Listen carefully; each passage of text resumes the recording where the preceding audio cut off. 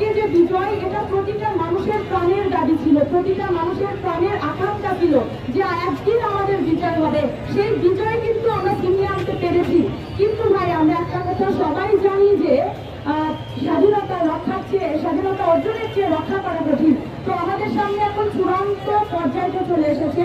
আমরা যে বিজয় অর্জন করেছি সেটাকে এখন আমাদেরকে নিজ নিজ জায়গা থেকে প্রতিহত করতে হবে। আমাদের এই স্বাধীনতাটাকে রক্ষা করতে হবে। 2024 সালে আবারও একটা বিশ্ব কাঁপানো একটা রেকর্ড করেছি।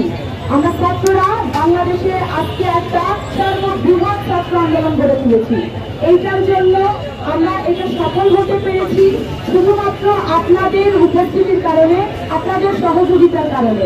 প্রতিটা আন্দোলনে আমরা দেখেছি যে কিভাবে করে সেই সকল আন্দোলনে শ্রমজীবী মানুষ থেকে শুরু করে কৃষকরা থেকে শুরু করে শিক্ষকরা, শিক্ষিকারা, সর্বস্তরের মানুষ এক কাতারে দাঁড়িয়ে তাদের কাজ মিলিয়ে তারা প্রতি যুগে যুগে তারা তখনকার তাৎক্ষণিকভাবে তৎকালীন যে সংকটগুলো এসেছিল, যে স্বৈরাচারমূলক ঘটনা ঘটেছিল, সেগুলোর কিন্তু প্রতিহত করেছে।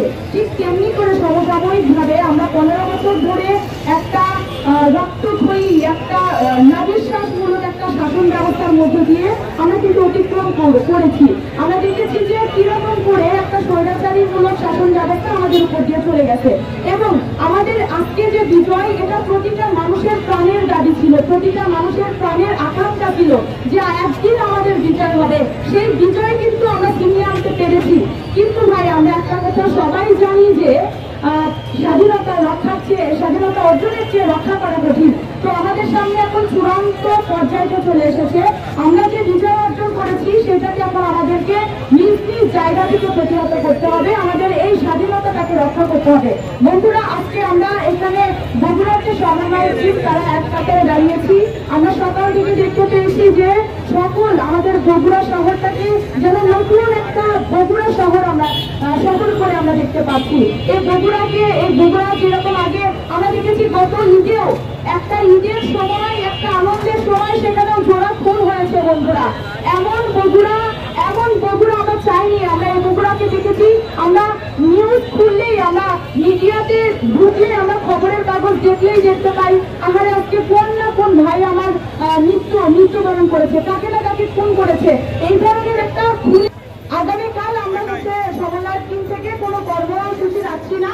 পরবর্তীতে যদি কর্মসূচি থাকে সেটা জানিয়ে দেওয়া হবে। ধন্যবাদ সকলকে। শহর ট্রাফিক নিয়ন্ত্রণ এবং শহর পরিষ্কার সহ যে সকল কর্মসূচি অব্যাহত আছে, জনসাধারণের সামাজিক কার্যক্রম, এই বৃক্ষরোপণ সহ শহরকে একটি নতুন শহরে রূপান্তরের যে আমাদের যে কোমলমতি শিক্ষার্থীরা যে কর্মসূচিগুলো নিবে সেগুলো তারা অব্যাহত রাখবে বলে আমি আশা করি। তারা তাদের মতো এই কর্মসূচিগুলো অব্যাহত রাখবে।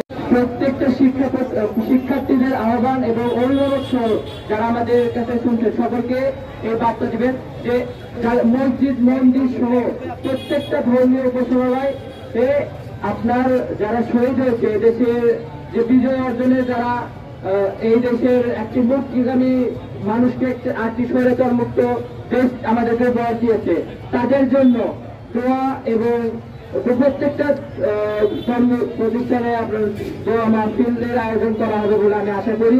প্রত্যেকেই নিজ নিজ দায়িত্বে প্রত্যেকটা ধর্মীয় প্রতিষ্ঠানে তাদের নিহত আহতদের জন্য, যারা শহীদ হচ্ছেন সকলের জন্য দোয়া মাহফিল আয়োজন করবে বলে আমি আশা করি। বগুড়াবাসীকে এই আহ্বান জানিয়ে আমি আমার কথা বলা শেষ করি।